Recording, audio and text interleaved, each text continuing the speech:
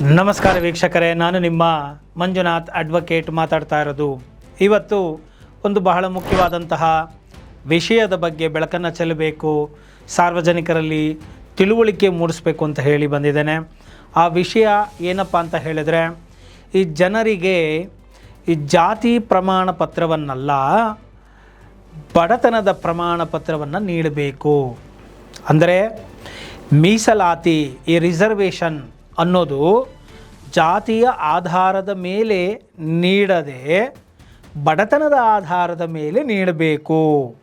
ಯಾಕೆ ಅಂತ ಹೇಳಿದ್ರೆ, ಪ್ರತಿಯೊಂದು ಜಾತಿಯಲ್ಲಿಯೂ ಕೂಡ ಬಡತನದಿಂದ ಬಸವಳಿದ ಬಡವರು ಇದ್ದಾರೆ. ಆದ್ದರಿಂದ ಇಲ್ಲಿ ಕೇವಲ ಜಾತಿಯಿಂದ ಅಳಿಯಬಾರದು, ಜಾತಿಯೇ ಮಾನದಂಡ ಆಗಬಾರದು ಅನ್ನೋದು ನನ್ನ ಒಂದು ಕಳಕಳಿಯಾಗಿದೆ. ಇದರ ಬಗ್ಗೆ ಒಂದಷ್ಟು ಬೆಳಕನ್ನು ಚೆಲ್ಲಬೇಕು ಅಂತ ಇದ್ದೇನೆ. ನಿಮಗೂ ಕೂಡ ನನ್ನ ಮಾತು ಸರಿ ಅಂತ ಅನಿಸಿದ್ರೆ ಖಂಡಿತವಾಗಿಯೂ ಮರೆಯದ ಹಾಗೆ ಲೈಕ್ ಕೊಡಿ, ಇತರರಿಗೂ ಕೂಡ ಶೇರ್ ಮಾಡಿ, ಜನಗಳಿಗೆ ತಲುಪುವಂತೆ ಮಾಡಿ ಹಾಗೂ ಕಾಮೆಂಟ್ ಮಾಡಿ ಅಂತ ಹೇಳ್ತಾ ವಿಷಯಕ್ಕೆ ಬರ್ತೇನೆ.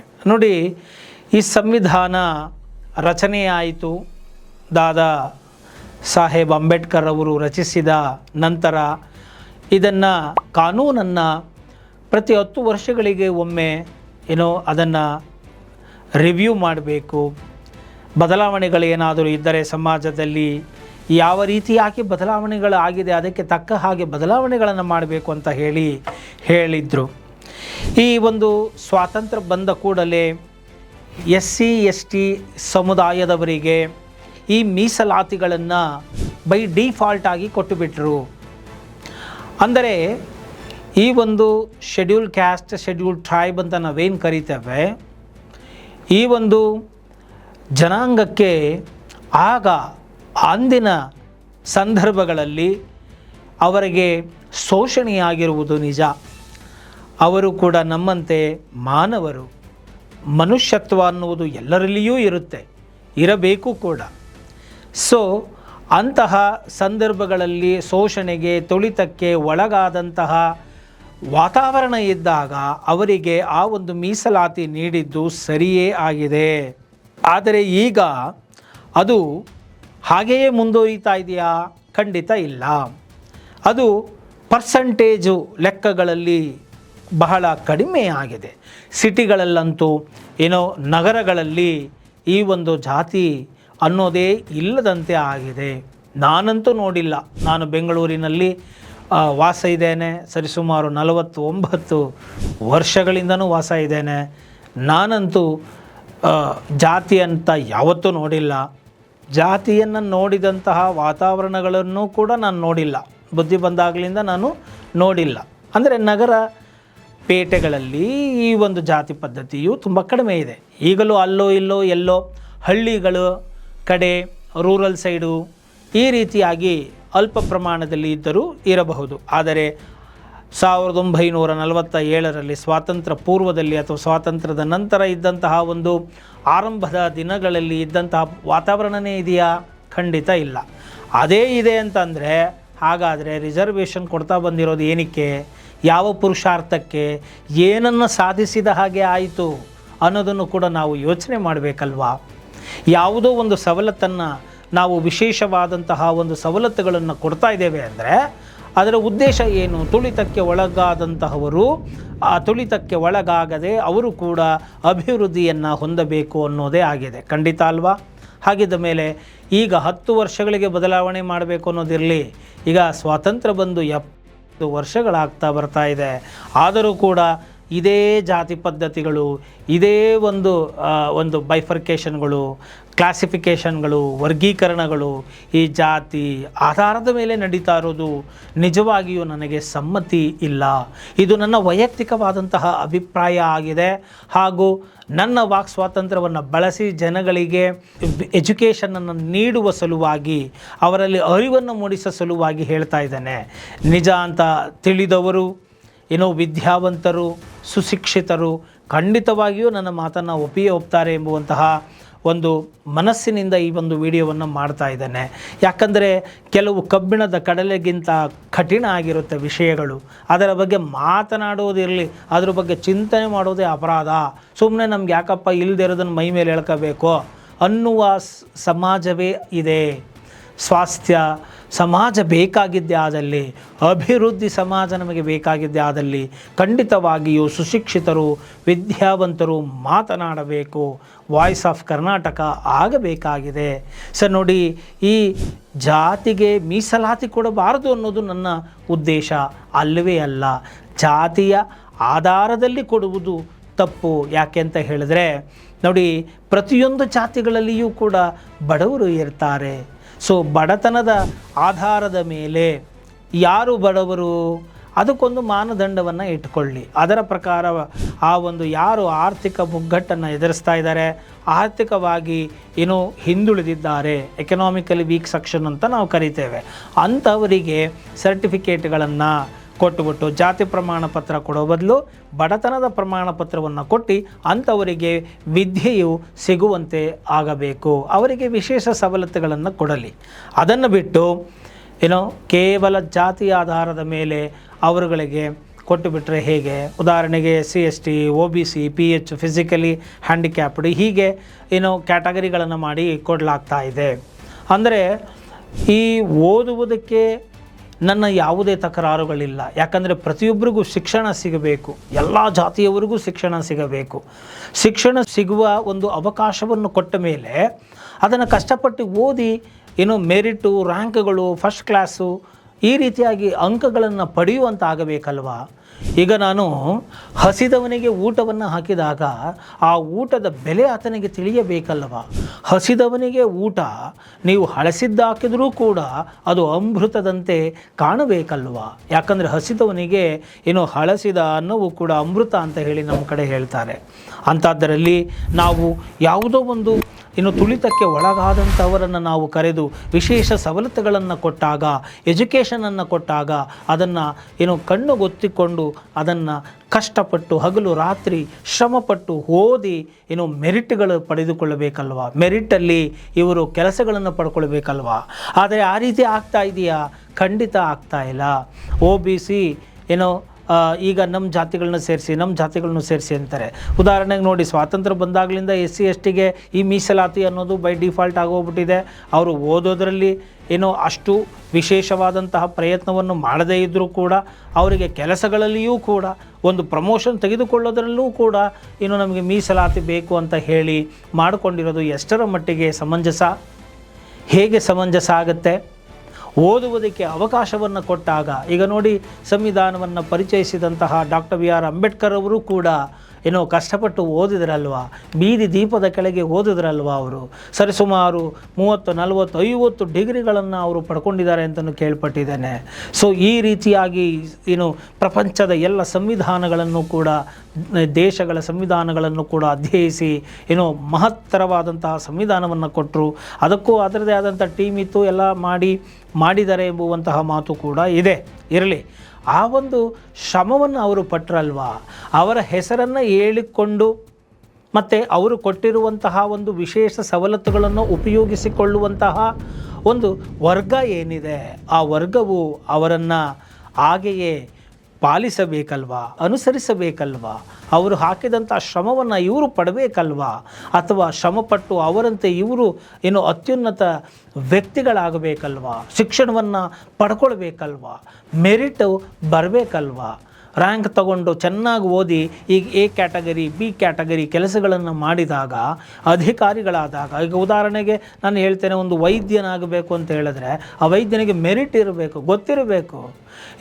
ಸಿಜರಿಡಿಯಾಗಿ ಬರೆದಿರೋರೆಲ್ಲ ಸರ್ಜನ್ಗಳ ಪೋಸ್ಟ್ಗಳಿಗೆ ಹೋಗ್ಬಿಟ್ರೆ ಜಾತಿ ಆಧಾರದ ಮೇಲೆ ನಾಳೆ ಪೇಷಂಟ್ ಸತ್ತೋದ್ರೆ ಏನು ಮಾಡೋದು ಅಲ್ವಾ.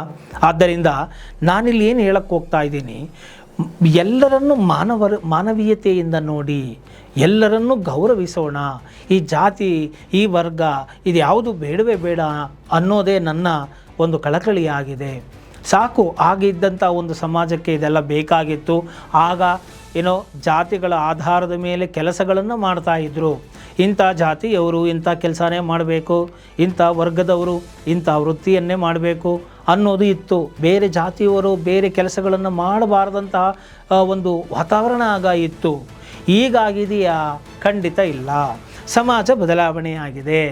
ಈಗ ಬ್ರಾಹ್ಮಣರು ಬ್ರಾಹ್ಮಣ ಕೆಲಸಗಳನ್ನೇ ಮಾಡ್ತಾ ಇದ್ದಾರಾ? ಗೌಡರು ಒಕ್ಕಲಿಗರು ವ್ಯವಸಾಯವನ್ನೇ ಮಾಡ್ತಾ ಇದ್ದಾರಾ? ಅಥವಾ ಶೂದ್ರರು ಶೂದ್ರರ ಕೆಲಸಗಳನ್ನು ಮಾಡ್ತಾ ಇದ್ದಾರಾ? ವೈಶ್ಯರು ವೈಶ್ಯ ಕೆಲಸಗಳನ್ನು ಕೇವಲ ವ್ಯಾಪಾರಗಳನ್ನೇ ಮಾಡ್ತಾ ಇದ್ದಾರಾ? ಇಲ್ಲ. ಆ ವರ್ಗಗಳಿಗೆ ತಕ್ಕ ಹಾಗೆ ಕೆಲಸಗಳನ್ನು ಮಾಡ್ತಾ ಇಲ್ಲ. ಯಾರು ಯಾವ ಕೆಲಸಗಳನ್ನು ಬೇಕಾದ್ರೂ ಮಾಡಬಹುದು, ಅಷ್ಟು ಉದಾರೀಕರಣ ಅಂತೂ ಆಗಿದೆ. ಸೊ ಎಲ್ಲರೂ ಎಲ್ಲ ತರಹದ ಕೆಲಸಗಳನ್ನು ಕೂಡ ಮಾಡ್ತಾ ಇದ್ದಾರೆ. ಹಾಗಿದ್ದ ಮೇಲೆ ಇಷ್ಟು ಡೆವಲಪ್ಮೆಂಟ್ಗಳು ಆದ ಮೇಲೆ ಯಾಕೆ ಬೇಕು ಈ ಜಾತಿ ವ್ಯವಸ್ಥೆ? ಪ್ರತಿಯೊಬ್ಬನೂ ಕೂಡ ಇಂಡಿಯನ್, ನಾನು ಭಾರತೀಯ ಅಂತ ಹೆಮ್ಮೆಯಿಂದ ಹೇಳ್ಬಹುದಲ್ಲ. ಇಲ್ಲ ಅಂತ ಹೇಳಿದ್ರೆ ಈಗ ನೋಡಿ, ನಮ್ಮಲ್ಲಿ ಯಾವ ಥರ ಇದೆ ಅಂದರೆ SC STನವರಿಗೆ ಅವರಿಗೆ ಬೈ ಡಿಫಾಲ್ಟು ಅವರಿಗೆ ಎಲ್ಲ ಸವಲತ್ತುಗಳು ಸಿಕ್ಬಿಡುತ್ತೆ. ಇನ್ನು OBCನವ್ರಿಗೆ 1990ರಿಂದ ಅವ್ರಿಗೂ ಕೂಡ ಕೆಲವೊಂದು ರಿಯಾಯಿತಿಗಳನ್ನು ನೀಡಲಾಗಿದೆ. ಆ ಕ್ರೀಮ್ ಲೇಯರ್ ಅಂತ ನಾವು ಕರಿತೇವೆ. ಸೊ ಅಲ್ಲಿ ಏನಪ್ಪ ಅಂತ ಹೇಳಿದ್ರೆ, ಈ ರೀತಿ ಗ್ರೂಪ್ A ಮತ್ತು ಗ್ರೂಪ್ B ಕ್ಯಾಟಗರಿಗಳಿಗೆ ಕೆಲಸಗಳನ್ನು ಕೊಡಬೇಕು ಅಂದರೆ ಈ ರೀತಿಯಾಗಿ ಅವರ ಕುಟುಂಬದಲ್ಲಿ ಈಗಾಗಲೇ A ಕ್ಯಾಟಗರಿ B ಕ್ಯಾಟಗರಿ ಪೊಸಿಷನಲ್ಲಿ ಇರುವಂಥವ್ರು ಇರಬಾರ್ದು, ಅಥವಾ ಅವರ ವಾರ್ಷಿಕ ಆದಾಯ 8 ಲಕ್ಷ ಮೀರಿರಬಾರ್ದು, ಮತ್ತು 1200 ಸ್ಕ್ವೇರ್ ಫೀಟ್ ಅಡಿಗಿನ ಹೆಚ್ಚಿರುವಂತಹ ಮನೆ ಇರಬಾರ್ದು. ಅಂದರೆ ಇದ್ದರೆ ಇಷ್ಟೆಲ್ಲ ಇದ್ದರೆ ಅವರಿಗೆ ರಿಯಾಯಿತಿಗಳು ಇರೋದಿಲ್ಲ ಅಂತ ಹೇಳಿ ಅಲ್ಲಿ ಒಂದು ಕಡಿತವನ್ನುಗೊಳಿಸಲಾಗಿದೆ. ಅಂದರೆ ಕ್ರೀಮ್ ಲೇಯರ್ ಕಡಿತವನ್ನುಗೊಳಿಸಲಾಗಿದೆ. ಇನ್ನು EWS ಎಕನಾಮಿಕಲಿ ವೀಕ್ ಸೆಕ್ಷನ್ಗಳಿಗೆ ಈಗ ಅಲ್ಲಿ 1200 ಸ್ಕ್ವೇರ್ ಫೀಟ್ ಇದ್ದರೆ ಇಲ್ಲಿ 900 ಸ್ಕ್ವೇರ್ ಫೀಟ್ ಇರುತ್ತೆ. ಅಲ್ಲಿ 9 ಲಕ್ಷ ಇತ್ತು ಅಂತಂದರೆ ಇಲ್ಲಿ 6 ಲಕ್ಷ ಇಟ್ಟಿದ್ದಾರೆ. ಹೀಗೆ ಈ ರೀತಿಯಾಗಿ ಅವರು ಮಾಡಿಕೊಂಡು ಬಂದಿದ್ದಾರೆ. ಇದೇ ತರಹ SC ST ಕಮ್ಯುನಿಟಿನವ್ರಿಗೂ ಮಾಡಬಹುದಲ್ಲ, ಕ್ರೀಮ್ ಲೇಯರ್ ಅಂತ ಮಾಡ್ಬೋದಲ್ಲ. 70 ವರ್ಷಗಳಾಗೋಯ್ತು. ಆ ಸವಲತ್ತುಗಳನ್ನು ಉಪಯೋಗಿಸಿಕೊಂಡವರ ಪರ್ಫಾರ್ಮೆನ್ಸ್ಗಳು ಏನಿದ್ದಾವೆ? ಇಷ್ಟು ವರ್ಷ ಕೊಟ್ಟಿದ್ದೀವಲ್ವ, ನಾವು ಆದ್ಯತೆಯನ್ನು ಕೊಟ್ಟಿದ್ದೀವಿ, ಪ್ರಾಶಸ್ತ್ಯವನ್ನು ಕೊಟ್ಟಿದ್ದೇವೆ, ವಿಶೇಷ ಸವಲತ್ತುಗಳನ್ನು ಕೊಟ್ಟಿದ್ದೇವೆ. ಅವರಿಗೆ ಇಷ್ಟೆಲ್ಲ ಕೊಟ್ಟ ಮೇಲೆ ಎಷ್ಟು ಪರ್ಸೆಂಟೇಜು ಅವರು ಇದರಲ್ಲಿ ಸಕ್ಸಸ್ ಆಗಿ ಈ ಸವಲತ್ತುಗಳನ್ನು ಎಫೆಕ್ಟಿವ್ ಆಗಿ ಉಪಯೋಗಿಸಿಕೊಂಡಿದ್ದಾರೆ? ಎಷ್ಟು ಜನ A ಕ್ಯಾಟಗರಿ B ಕ್ಯಾಟಗರಿ ಗ್ರೂಪಿನಲ್ಲಿ ಕೆಲಸಗಳನ್ನು ನಿರ್ವಹಿಸ್ತಾ ಇದ್ದಾರೆ? ಅವರಿಗೆ ಆ ಒಂದು A ಮತ್ತು B ಕ್ಯಾಟಗರಿಯಲ್ಲಿ ಕೆಲಸ ಮಾಡುವಷ್ಟು ಪರಿಜ್ಞಾನ, ಜ್ಞಾನ, ನಾಲೆಡ್ಜು, ಸ್ಕಿಲ್ಸು, ಕೌಶಲ್ಯತೆ ಅವರಲ್ಲಿ ಇದೆಯಾ? ಇದ್ದರೆ ಅವರು ಅದನ್ನು ಮುಂದುವರಿಸಿಕೊಂಡು ಹೋಗಬಹುದು. ಇಲ್ಲದೇ ಇದ್ದಲ್ಲಿ ಅದರಿಂದ ಆಗ್ತಕ್ಕಂಥ ಡ್ಯಾಮೇಜ್ಗಳು ಎಷ್ಟು ಅನ್ನೋದನ್ನು ನೋಡಿ. ಉದಾಹರಣೆಗೆ ನಾನು ಹೇಳ್ತೀನಿ, ಈಗ ವಕೀಲರಾದರೆ ಜೀವನ ಎಲ್ಲವನ್ನೂ ಉಳಿಸುವಂಥವರಾಗಿದ್ದಾರೆ. ಅಲ್ಲಿ ಮೆರಿಟ್ ಇರಬೇಕು, ಕೌಶಲ್ಯತೆ ಇರಬೇಕು, ನಾಲೆಡ್ಜ್ ಇರಬೇಕು. ಆಗ ಬಂದ ಕಕ್ಷಿದಾರರಿಗೆ ಅವರು ಜೀವನವನ್ನು, ಮಾನ ಮರ್ಯಾದೆ, ಘನತೆ, ಗೌರವವನ್ನು ಉಳಿಸಿಕೊಡಬಲ್ಲ. ಬರೀ ನಾನು ಜಾತಿಯ ಹೆಸರಿನಲ್ಲಿ ನಾನು ವಕೀಲ ಆಗಿಬಿಟ್ರೆ ನಾಳೆ ಬರುವಂಥ ಕಕ್ಷಿದಾರರಿಗೆ ನಾನು ಯಾವ ಕೌಶಲ್ಯತೆಯನ್ನು ಪ್ರದರ್ಶಿಸಲಿ? ಹೇಗೆ ನಾನು ಕೇಸ್ಗಳನ್ನು ಗೆದ್ದುಕೊಡೋಕ್ಕಾಗುತ್ತೆ? ಅದೇ ಥರದಲ್ಲಿ ಡಾಕ್ಟರ್ಗಳು ಹೇಗೆ ಪೇಷಂಟ್ಗಳನ್ನು ಉಳಿಸೋಕ್ಕಾಗುತ್ತೆ ಹೇಳಿ? ಶಿಕ್ಷಣದಲ್ಲಿ ನನ್ನ ತಕರಾರಿಲ್ಲ, ಶಿಕ್ಷಣವನ್ನು ಕೊಡಿ. ಆದರೆ ಓದಿ ಕಷ್ಟಪಟ್ಟು ಬೆಳೆದಂಥ ಮೆರಿಟ್ ಇರುವಂಥವರಿಗೆ ಮಾತ್ರ ಈ A ಕ್ಯಾಟಗರಿ B ಕ್ಯಾಟಗರಿಯನ್ನು ಕೊಡಿ. ಆಗ ಸ್ವಸ್ಥ ಸಮಾಜ ಇರುತ್ತೆ ಅಲ್ವಾ? ಇದು ಎಲ್ಲರಿಗೂ ಒಳ್ಳೆಯದೇ ಅಲ್ವಾ? SC STನವರಿಗೆ ಸಮಸ್ಯೆ ಆಯಿತು ಅಂತಲೇ ಇಟ್ಕೊಳ್ಳೋಣ. ಆಗ ಅವರು ಎಂಥ ವೈದ್ಯರನ್ನು ಹುಡಿಕೊಂಡು ಹೋಗ್ತಾರೆ? ಒಳ್ಳೆ ವೈದ್ಯರು ಬೇಕಪ್ಪ, ಹೋಗಿ ಮುಟ್ಟಿದ ತಕ್ಷಣವೇ ಎಲ್ಲ ಕಾಯಿಲೆ ವಾಸಿ ಆಗಿಬಿಡ್ಬೇಕು ಅಂಥ ವೈದ್ಯರು ಬೇಕು ಅಂತ ಹೋಗ್ತಾರಾ? ಅಥವಾ ಓದಿಲ್ಲದೆ ಹೋದರೂ ಪರವಾಗಿಲ್ಲ, ಅವನಿಗೆ ಆಪ್ರೇಷನ್ ಮಾಡೋಕ್ಕೆ ಬರದೇ ಹೋದರೂ ಪರವಾಗಿಲ್ಲ, 30% ತೆಗೆದುಕೊಂಡಿರೋ ನಮ್ಮ ಕ್ಯಾಟಗರಿನಲ್ಲಿ ಇರೋ ಡಾಕ್ಟ್ರ್ ಹತ್ರನೇ ಹೋಗೋಣ, ಅರ್ಧಂಬರ್ಧ ನಮಗೆ ಗುಣಪಡಿಸಲಿ ಅಂತ ಹೋಗ್ತಾರಾ? ಉದ್ದೇಶ ನೋಡಬೇಕು. ನಾನು ಇದನ್ನು ಖಂಡಿತವಾಗಿಯೂ ಯಾವ ಜಾತಿಯ ವಿರೋಧಿಯಲ್ಲ. ನಾನು ಜಾತಿ ವ್ಯವಸ್ಥೆಗೆ ವಿರೋಧಿಯಾಗಿದ್ದೇನೆ.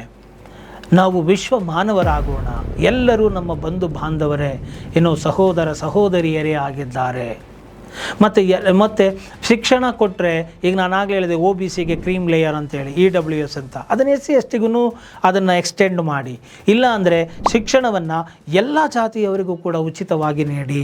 ಯಾಕೆಂದರೆ ಎಜುಕೇಷನ್ ಅನ್ನೋದು ತುಂಬ ಮುಖ್ಯ. ಮನುಷ್ಯನಿಗೆ.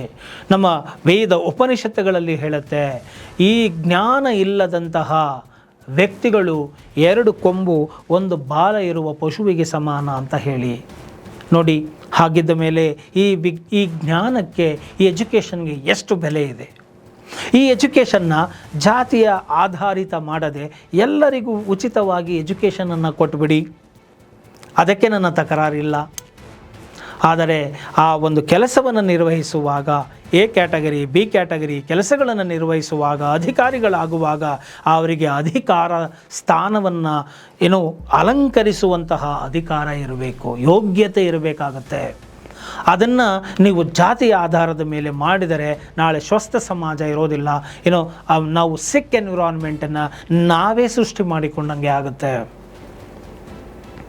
ಒಳ್ಳೆಯ ಸಮಾಜವನ್ನು ನಾವು ನಿರ್ಮಾಣ ಮಾಡುವ ಜವಾಬ್ದಾರಿಯನ್ನು ಹೊರಬೇಕಾಗಿದೆ. ವೀಕ್ಷಕರೇ, ನನ್ನ ಪ್ರೀತಿಯ ಬಂಧು ಬಾಂಧವರೇ, ಯೋಚನೆಯನ್ನು ಮಾಡಿ ವಿಚಾರವನ್ನು ನಾವು ವಿಶಾಲವಾದ ಮನಸ್ಸಿನಿಂದ ಯೋಚನೆ ಮಾಡಬೇಕಾಗುತ್ತೆ. ಪ್ರಿಜುಡೈಸ್ ಅಂತ ಕರಿತೇವೆ. ಪೂರ್ವಾಗ್ರಹ ಪೀಡಿತ ಮನಸ್ಥಿತಿಯಿಂದ ನಾವು ವಿಚಾರಗಳನ್ನು ನೋಡಬಾರದು. ಕಿಟಕಿ ಬಾಗಿಲುಗಳನ್ನು ತೆಗೆದಾಗ ನಮಗೆ ಶುದ್ಧ ಗಾಳಿ ಬರುತ್ತೆ. ಹಾಗೆ ನಾವು ಒಳ್ಳೆಯ ಮನಸ್ಸಿನಿಂದ ವಸುದೇವ ಕುಟುಂಬಂ ಅಂತ ಹೇಳಿದ ಹಾಗೆ ಎಲ್ಲರೂ ನನ್ನ ಕುಟುಂಬದವರು, ವಿಶ್ವ ಮಾನವತ್ವದ ಒಂದು ಮನೋಭೂಮಿಕೆಯನ್ನು ಇಟ್ಟುಕೊಂಡು ಎಲ್ಲರಿಗೂ ಒಂದು ಉಚಿತವಾದ ಶಿಕ್ಷಣವನ್ನು ಕೊಟ್ಟು ಯೋಗ್ಯತೆ ಇರುವಂತಹವರಿಗೆ ಅರ್ಹ ಸ್ಥಾನಗಳನ್ನು ಕೊಡಬೇಕು ಅನ್ನೋದಷ್ಟೇ ನನ್ನ ಇವತ್ತಿನ ವಿಡಿಯೋದ ಉದ್ದೇಶ ಆಗಿದೆ. ಯಾಕೆ ಅಂತ ಹೇಳಿದ್ರೆ, ಎಲ್ಲರೂ ಕೂಡ ಮಾನವರು, ಎಲ್ಲರಿಗೂ ಕೂಡ ಸಮಾನವಾದಂತಹ ಸವಲತ್ತುಗಳು ಸಿಗುವಂತಾಗಬೇಕು ಅನ್ನೋದರಲ್ಲಿ ನಾನು 2ನೇಯವನಲ್ಲ, ಮೊದಲನೆಯವನು, ನಾನು ಅಗ್ರಗಣ್ಯನು. ಎಲ್ಲರನ್ನು ಗೌರವಿಸಬೇಕು ಅನ್ನೋದೇ ನನ್ನ ಸಿದ್ಧಾಂತ. ಆದರೆ ಕೇವಲ ಈ ರಾಜಕೀಯ ದಾಳವಾಗಿ ಈ ಜಾತಿ ಪದ್ಧತಿಗಳು ಮುಂದುವರಿಸಿಕೊಂಡು ಹೋಗ್ತಾ ಇದೆ ಅನ್ನೋದಷ್ಟೇ ನನ್ನ ಕಳಕಳಿಯಾಗಿದೆ. ಈ ರಾಜಕೀಯ ದಾಳಕ್ಕೆ ಈ ಒಂದು ಜಾತಿ ಪದ್ಧತಿ, ಈ ಜಾತಿ ಪ್ರಮಾಣ ಪತ್ರಗಳು, ಈ ಜಾತಿ, ಈ ಧರ್ಮ, ಇದರ ಆಧಾರದ ಮೇಲೆ ಈ ರಿಸರ್ವೇಷನ್ಗಳು, ಈ ಕೋಟಾಗಳು, ಈ ಕ್ಯಾಟಗರಿಗಳು, ಈ ಮೀಸಲಾತಿಗಳು ಇದನ್ನು ಕಿತ್ತು ಬಿಸಾಕಬೇಕು. ಆಗ ನೋಡಿ ನಮ್ಮ ಸ್ವಾಸ್ಥ್ಯ ಸಮಾಜವು ನಿರ್ಮಾಣ ಆಗುತ್ತೆ. ಯಾಕಂದರೆ ಶ್ರಮ ಪಡಬೇಕು, ಪ್ರತಿಯೊಂದಕ್ಕೂ ಅಷ್ಟೇ. ಕಷ್ಟಪಟ್ಟವನಿಗೆ ಆ ಒಂದು ಅಧಿಕಾರ ಸಿಗಬೇಕು ಅಲ್ಲವೇ? ಸುಮ್ಮನೆ ಸವಲತ್ತುಗಳನ್ನು ನೀಡಿಬಿಟ್ರೆ ಹೇಗೆ? ಸವಲತ್ತುಗಳನ್ನು ನೀಡುವುದು ನೀನು ಅಣಿಯಾಗಿ ನೀನು ಕೂತ್ಕೊಳ್ಳೋದಕ್ಕೆ, ವಿದ್ಯೆಯನ್ನು ಪಡ್ಕೊಳ್ಳೋದಕ್ಕೆ. ನಾವು ಕಸ ಗುಡಿಸೋಣ, ಮಣೆ ಹಾಕೋಣ, ಒಳ್ಳೆಯ ಶಾಲೆಯನ್ನು ಕೊಡೋಣ, ಒಳ್ಳೆಯ ವಾತಾವರಣವನ್ನು ಕೊಡೋಣ. ಆದರೆ ಎಜುಕೇಷನ್ನ ನಾನು ಪಡ್ಕೊಳ್ಳಲ್ಲ, ನಾನು 30 ಮಾರ್ಕ್ಸ್ ತೆಗೆದ್ರೆ ಸಾಕು ಅಂತ ಹೇಳಿಬಿಟ್ಟು 20 ಮಾರ್ಕ್ಸ್ ತೆಗೆದ್ರೂ ಸಾಕು, ಅಥವಾ 0 ಮಾರ್ಕ್ಸ್ ತೆಗೆದ್ರೂ ನನಗೆ ಕ್ಯಾಟಗರಿ ಮೇಲೆ ನನಗೆ ಕೆಲಸ ಕೊಡ್ತಾರೆ ಅನ್ನೋದು ಆಗೋಗ್ಬಿಟ್ರೆ ಅವರಿಂದ ನೀವು ಹೇಗೆ ಅವರಲ್ಲಿರುವಂಥ ಅಂತಃಸತ್ವವನ್ನು, ಅವರಲ್ಲಿರುವಂಥ ಟ್ಯಾಲೆಂಟನ್ನು, ಕೌಶಲ್ಯವನ್ನು ನೀವು ಹೊರಗಡೆ ತರೋದಕ್ಕೆ ಸಾಧ್ಯ? ಆದ್ದರಿಂದ ಈ ಒಂದು ಮೀಸಲಾತಿಯನ್ನು ನಾವು ಬಡವರಿಗೆ, ಆರ್ಥಿಕವಾಗಿ ಹಿಂದುಳಿದವರಿಗೆ ಕೊಡೋಣ. ಅದು ಎಲ್ಲ ಜಾತಿಗಳಲ್ಲಿಯೂ ಇದ್ದಾವೆ. ಯಾಕೆಂದರೆ ಜಾತಿಯ ಆಧಾರದ ಮೇಲೆ ಇದನ್ನು ತೀರ್ಮಾನ ಮಾಡುವಂತಹ ಸಮಾಜ ಇವತ್ತು ನಮ್ಮ ಸುತ್ತಮುತ್ತ ಇಲ್ಲ. ಇದನ್ನೇ ಅಂಬೇಡ್ಕರ್ ಅವರು ಹೇಳಿದ್ದಾರೆ. ಬೆಳವಣಿಗೆಯಾದ ಹಾಗೆ ಸಮಾಜದ ವ್ಯವಸ್ಥೆಗಳು ಬದಲಾವಣೆಯಾದ ಹಾಗೆ ಕಾನೂನುಗಳು ಬದಲಾವಣೆಯಾಗಬೇಕು, ಪ್ರಿವಿಲೇಜಸ್ಗಳು ಬದಲಾವಣೆಯಾಗ್ತಾ ಹೋಗಬೇಕು. ಮತ್ತು ಯಾವುದನ್ನು ನಾವು ಕೇವಲ ಯಾಂತ್ರಿಕವಾಗಿ ಮಾಡಿಕೊಂಡು ಬಿಡಬಾರದು. ಮತ್ತು 75 ವರ್ಷಗಳವರೆಗೆ ಈಗ ನಾವು ಕೊಟ್ಟಂತಹ ಮೀಸಲಾತಿಯಿಂದ ಆಗಿರುವಂತಹ ಬದಲಾವಣೆಗಳು ಏನು, ಎಷ್ಟು ಸಾಧನೆಗಳಾಗಿದೆ, ಇದರಿಂದ ಎಷ್ಟು ಅಚೀವರ್ಸ್ಗಳು ಬಂದಿದ್ದಾರೆ, ಸಾಧಕರು ಆಚೆ ಬಂದಿದ್ದಾರೆ, ಮತ್ತು ಎಷ್ಟು ಡ್ಯಾಮೇಜ್ಗಳಾಗಿದೆ ಅನ್ನುವ ರಿಪೋರ್ಟು ಸರ್ಕಾರದ ಬಳಿ ಇದೆಯಾ? ಅದನ್ನು ಯಾರಾದರೂ ಮಾತನಾಡುವಂಥ ಧೈರ್ಯ ಆದರೂ ಮಾಡ್ತಾರಾ? ಇದು ನನ್ನ ಪ್ರಶ್ನೆಯಾಗಿದೆ. ಸ್ವಸ್ಥ ಸಮಾಜವನ್ನು ನಿರ್ಮಾಣ ಮಾಡೋಣ. ಅಭಿವೃದ್ಧಿಯೇ ಮಂತ್ರವಾಗಬೇಕು. ಅಭಿವೃದ್ಧಿಯ ಬಗ್ಗೆ ಮಾತನಾಡಬೇಕು, ಡೆವಲಪ್ಮೆಂಟ್ ಬಗ್ಗೆ ಮಾತಾಡೋಣ, ಪ್ರೋಗ್ರೆಸ್ ಬಗ್ಗೆ, ಉನ್ನತಿಯ ಬಗ್ಗೆ ಮಾತನಾಡೋಣ. ಈ ಒಂದು ಜಾತಿ, ಈ ಒಂದು ಪದ್ಧತಿಗಳು ಬೇಡ ನಮಗೆ ಎಂಬುವಂತಹ ಮಾತನ್ನು ಹೇಳುವ ಮುಖಾಂತರ ನಾನು ಈ ಒಂದು ವಿಡಿಯೋವನ್ನು ಇಲ್ಲಿಗೆ ಮುಗಿಸ್ತಾ ಇದ್ದೇನೆ. ಇಷ್ಟ ಆಗಿದ್ದೇ ಆದಲ್ಲಿ ಮರೆಯದ ಹಾಗೆ ಲೈಕ್ ಕೊಡಿ, ಶೇರ್ ಮಾಡಿ, ಕಾಮೆಂಟ್ ಮಾಡಿ. ಜೈ ಹಿಂದ್, ಜೈ ಕರ್ನಾಟಕ ಮಾತೆ.